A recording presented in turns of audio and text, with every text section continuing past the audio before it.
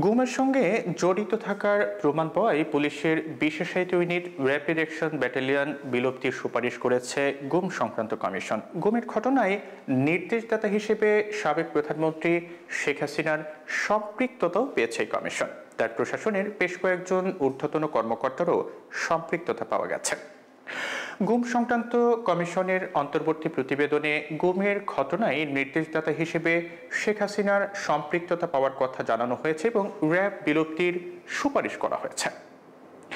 অন্তর্বর্তী সরকারের প্রধান উপদেষ্টা ডক্টর মোহাম্মদ ইউনূসের কাছে কমিশন শনিবার এই প্রতিবেদন জমা দিয়েছে। প্রধান উপদেষ্টাকে আয়নাঘর পরিদর্শনের অনুরোধ জানিয়েছে কমিশন। ডক্টর ইউনূস অন্তর্বর্তী প্রতিবেদনের জন্য কমিশনের সদস্যদের ধন্যবাদ জানান এবং এই কাজটি এগিয়ে নেওয়ার ক্ষেত্রে প্রয়োজনীয় সব ধরনের সহযোগিতার আশ্বাস দেন। কমিশন বলেছে যে গুম কমিশনে জমা হওয়া ১,৬৭৬টি অভিযোগের মধ্যে ৭৫৮ জনের অভিযোগ যাচাই বাছাই করে এই প্রতিবেদন জমা দেওয়া হয়েছে। আগামী মার্চে আরও একটি অন্তর্বর্তী প্রতিবেদন দেবে কমিশন। প্রধান উপদেষ্টার প্রেস উইংয়ের বিজ্ঞপ্তিতে বলা হয়েছে যে গুমের ঘটনায় নির্দেশদাতা হিসেবে সাবেক প্রধানমন্ত্রী শেখ হাসিনার সম্পৃক্ততার প্রমাণ পেয়েছে গুম সংক্রান্ত কমিশন। এছাড়া শেখ হাসিনা প্রশাসনের বেশ কয়েকজন ঊর্ধ্বতন কর্মকর্তারও সম্পৃক্ততা পাওয়া গেছে। জাতীয় দৈনিক আজকের পত্রিকার প্রতিবেদনে বলা হয় যে কমিশন বলেছে বিগত আওয়ামী লীগের আমলে সব গুমের ঘটনা পরিকল্পিতভাবে হয়েছে বলে প্রমাণ পাওয়া গেছে।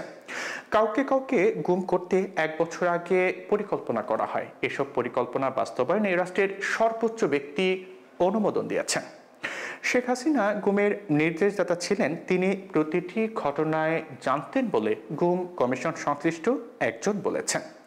নাম প্রকাশ না করার শর্তে কমিশন সংশ্লিষ্ট ওই ব্যক্তি আজকের পত্রিকাকে বলেছেন যে গুমের সঙ্গে র্যাব, ডিবি এবং সিআইডি ছাড়াও প্রতিরক্ষা গোয়েন্দা মহাপরিদপ্তরের সংশ্লিষ্টতা পেয়েছে কমিশন।